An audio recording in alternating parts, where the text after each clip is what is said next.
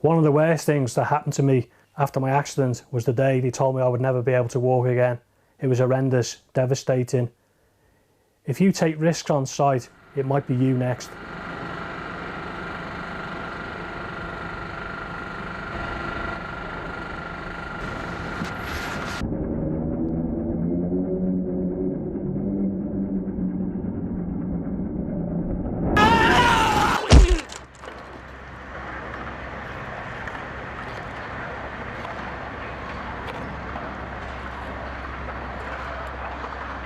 When you're working up high, it's not worth taking any risks whatsoever, because a couple of seconds later, you could be hurtling towards the floor. Just think, is it worth it? What effect is it going to have on your family? Where's the money going to come from? Do you really want your kids to grow up without a father? That's the reality.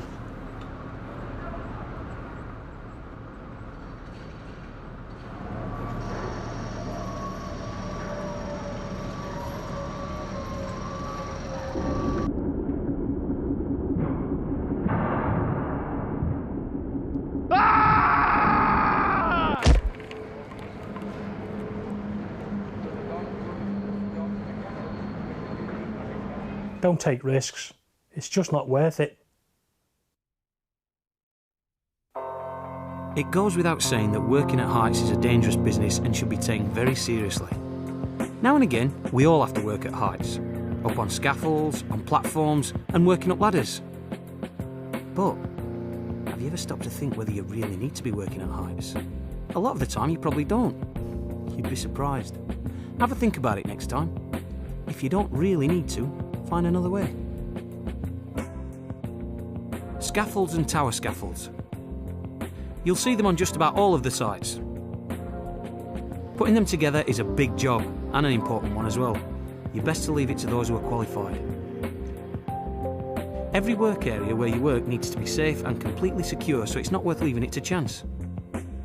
If you're working on a scaffold, check there's a scaff tag that states it's safe before you even set foot on it. If there isn't, ask someone why not. Not just for you, but for your mates as well. You might get away without an accident, but what about the bloke after you? Or the bloke after him?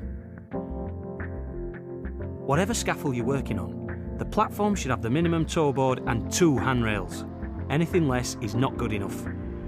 Let your supervisor know about it right away if it isn't up to scratch. Alterations to any part of the scaffold must only be done by someone who is trained and competent to do so. Same goes for tower scaffolds. Accept nothing less than total safety when you're at work. Ladders are something we probably use all the time, but do we really need to? A lot of the time we reach for the ladder to do work we'd be better off doing some other way, or maybe by someone better qualified for the job. There's no point in putting yourself at risk if you don't have to.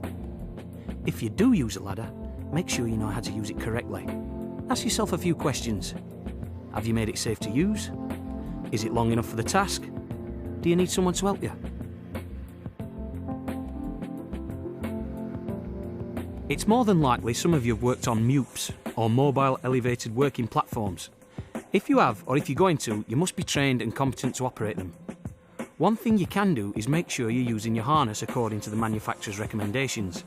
It's a simple thing to do, but it can make a big difference. As well as looking out for yourself and your mates, you need to make sure everyone on site is safe, especially when you're working up on a MUP, where you could be dropping tools or materials over another work area. Your best bet is to make sure you cordon off a work area before you start. On some sites, you might work with a safety net.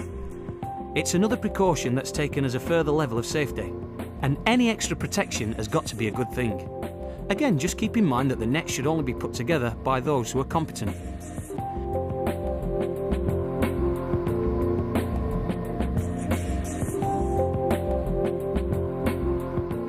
You always see excavations around the sites. They're part and parcel of the work that goes on around the project. Any excavation should be properly protected with barriers and safety observed when working or moving around them. Excavations are potentially very hazardous with severe drops and pits containing rebar and other very dangerous materials. Safety harnesses should be a last resort of protection when working at height, but if you do need to wear a harness, Make sure you've been fully trained. You should do a visual inspection every day with a competent person recording all full inspections every 6 months. If there's an emergency and you've fallen, it's estimated you'll have about 10 to 15 minutes before it becomes life-threatening and the harness begins cutting off your blood supply. You need to act fast but safely if you see someone fall. Make sure you know how to effect a successful rescue plan and move quickly. If you don't know what your rescue plan is, ask your supervisor. Your mate's life might depend on it. Make sure you're happy with every part of your harness and where you're going to be fixing it onto your workplace. Know where your clipping on points are. Are they stable and secure?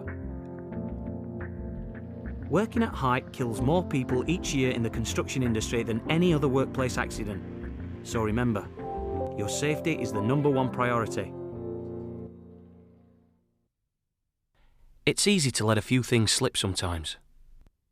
Maybe you thought you didn't need that harness. Maybe you should have asked your mate to help you out with that ladder.